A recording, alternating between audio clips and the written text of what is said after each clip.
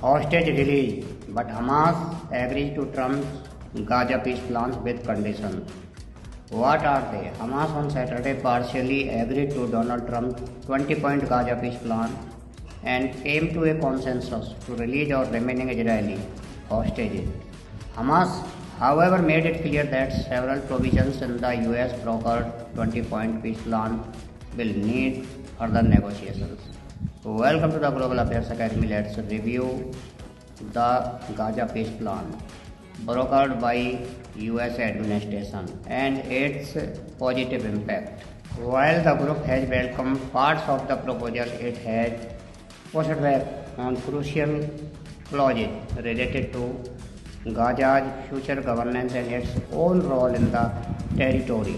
In a statement, Hamas said it agreed to release all Israeli prisoners, both living and dead, according to the exchange formula contained in President Trump's proposal, if proper conditions are met. However, it added that several issues regarding the future of Gaza and the rights of Palestinians remain under discussion. The announcement came hours after US President Donald Trump gave Hamas a Sunday deadline to accept the peace plan or face all hell. After receiving Hamas' response, Trump posted on Truth Social, "I believe they are ready for a lasting peace."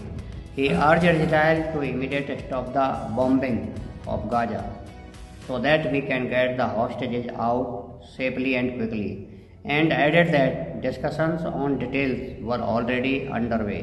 Tahir al-Nawnu, media advisor to the head of Hamas political bureau, told the BBC, "President Trump's statements are encouraging and the moment is ready to begin negotiations immediately to achieve prisoner exchange, end the war and secure the withdrawal of the occupation."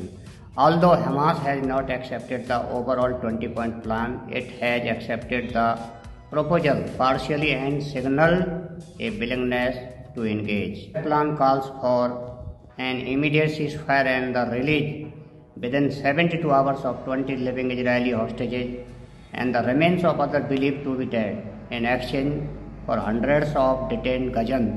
Once both sides agree, full humanitarian aid would be sent into Gaza. Around hostages are still held by Hamas, with 20 believed to be alive.